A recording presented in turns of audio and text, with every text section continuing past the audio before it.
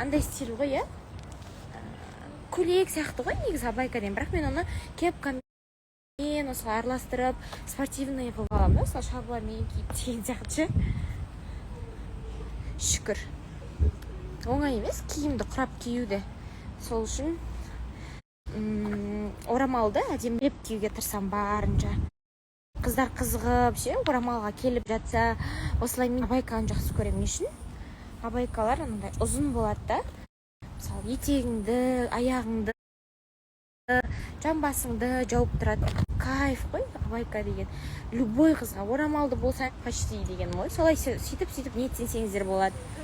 Мен білем, әрбір мұсылман қыз күндеше іштей орамал кигісі келеді. Мен қай қызбен сөйлесем де, Назари мен де кигім келеді.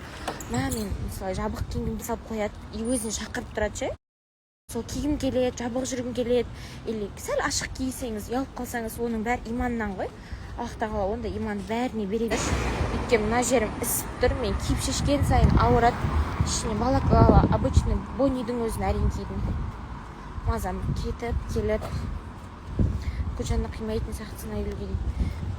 Екеуін де бір-біріне қиям. Қидым болды, рұқсатымды бердім.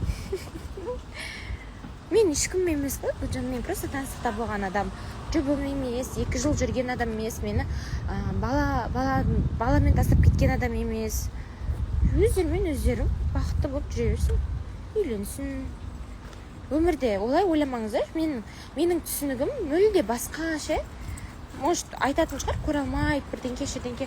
Менің өмірімде Аллах тағаланың беретін мүмкіндігі өте көп. Менің өмірімде, менің түсінігімде Аллах тағаланың беретін жігіттер өте көп. Точнее, үйленемін десем, вариант көп деген ғой. Мен бір адамға бүйтіп жабысып тұрып қалмаймын ешқашан. Байланып, ойбай, осы керемет еді, осы мені қатты жақсы көрді, осы мені қатты сыйлады деп мен байланып қалмаймын. Мен тек Аллаға ғана байланам. Аллах маған керек адамды жібереді, керек емес ұстасады. Не түсіп отыр? Кондердің несі ма? Или жаңбыр ма? Иығыма тиіп үлгерді ғой. Осылаяқта неге ән айтпайсыз дейді. Просто осылай тиктоктағы айтпасам жылап жүргенде тупой сұрақ қойып. Сіздер анда кино көріп алғансыздар ма? Или білмеймін түсініктеріңіз қандай екенін ше? Өмірде адамды болды ғой, кеткен адамды жіберу керек.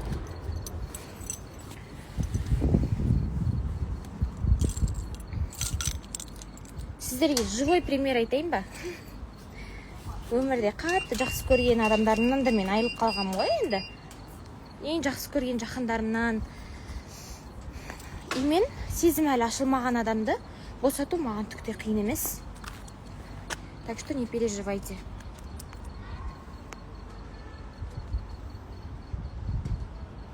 Айта бермеңдерші, өзіне лайықты адам жолға дейді. Ой, рахмет, Уфадан селемізді. Вау. Соғай, әр жігітті айта бермеңіздер. Лучше.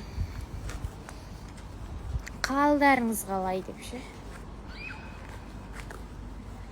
А если Тауржан расстанется с Айгуль и он к вам обратно придет, вы его примите. Не приму. Маған мен қарайтын жандар негізі түсінеді, білет деп ойлаймын. Менен кеткен адам мен никогда қабылдамаймын. И ол келмейді да. Ол менде сондай принцип. Келген күннің өзіне ой деп андай қылған моменттерім болған ғой. Жарайды, көрейікші дейтінші, бұрындар басқа қатысушылармен.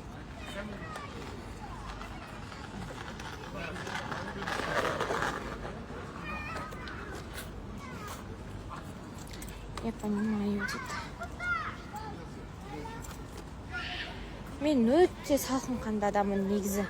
Жүрегім жұмсақ, біреуге жамандық тілемейтін адам шығармын негізі. Өзіме қандай жақсылық қалаймын, басқаға да сондай жақсылықты тілей аламын.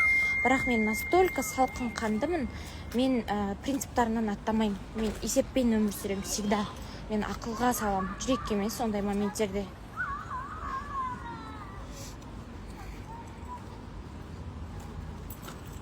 Например, мені ол қосылаяқтан бөлек айтайыншы, қосылаяқтан бөлек өмірде бір жігітпен танысып жатсам, ол адам мені мысалы бағалай білмесе, қадіріме жетпесе, мен ол адаммен таныспаймын. Таныстық тоқтата салам. хоть жүрегім ауырсын, қиналайын, мен вообще ары қарай уже ол адаммен сөйлеспеймін. Менің принциптарым сондай. Вот. Опа сіздерге эфирде сізге пәле болды ма дейді. Тиіспеш өзі білсін деген тренд бар ғой, сондай болып отыр ғой.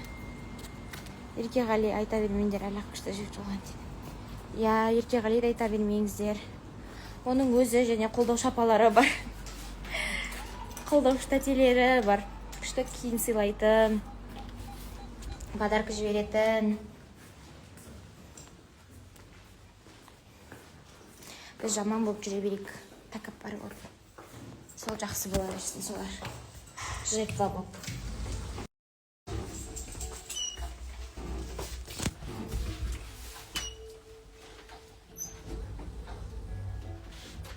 Мен қалай кіріп шығасыздар? Мен таң қалам. Мысалы, мен елдің алдында 2 жыл отырмын да. Мен уже білет қазір жазып жатқан оқырмандар, көрермендер, қолдаушылар уже мен жаттап алған беске. Мен үндемей отырсам да менің ішімде қандай сұрақ екенін білет, қандай жауап тұрғанын, ниетім қандай екенін білет та. Вот сіздер ал 2 рет ортаға шыққан. 2 рет қана студияға шыққан адамды сіздер қалай айтасыздар? Мысалы, жақсы ғой, ниеті күшті ғой деп. Адамның бәрі әдемі сөйлей береді. Маған білесіздер ма, өмірімде қанша жігіт айтқанын, Зари мен өмірімде бұдан былай ғашық болмайым, ой, сен алам деп талай жігіт айтқан ғой. Соның бәрі жартысы үйленіп кетті, жартысы не істеп кетті. Мен вообще бүйтіп ғашық болмағам өмірімде деген жігіттердің талайын көрдік қой. Укол алдым. Так что сіздер оның сөздеріне алданбаңыздар, пожалуйста. Жігіттердің көбісі қазірше андай, білмеймін, жылтыр десеше, андай реально жылтыр болып кетеді кейбіреулер. Вот именно маған, именно қанша подругам, туысқан сестренкаларым бәріне, мен сендей қызды көрмегем, мен сені алам, мен бұлай ғашық болмағам деп ше, талай айтады да. Бірақ в итоге айырылысып, андай басқа қызға қарап, артынша басқа қызбен сөйлесіп жүре береді. Талайын көрдім деген қалай болады. Жоқ, сөйтіп айтады да, мысалы эфирде таныстыққа келген жігіттер бар ғой, сөйтіп айтады да, мен сені ұнаттым, ғашық болып қалдым дейді да, бірақ 2 айдан кейін басқа қызға сөйлеп жүреді.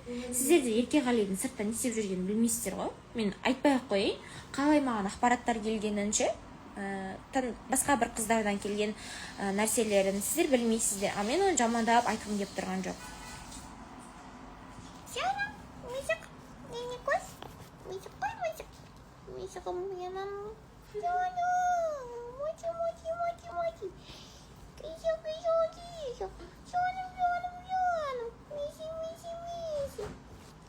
Бұл өзін селелік көз. Дамион грррр. Оңке? Жуаным. Мұшақ-мұшағым. Мен үстім спект сасып тұр ғой. Уколдан кейін. Жасын қашып жатыр екен ғой. Жүресің сөйтіп дәрі сасып. Сен эфирден, сосын эфирде көп жазады дейсіз. Негізі шындықты айтатын адамдар жақпайды. Сенің қандай екенін біз білеміз ғой, тәрбиелі қызсың ғой. Тілің жаман дейді. Шүкір Алла, тілімді бай қып, тілімді бергеніне шүкір. Әркімге бір жемтік қылмай, әркімге бір жегізіп қоймайтындай Құдай тіл бергеніне, тіл байлық бергеніне шүкір етем.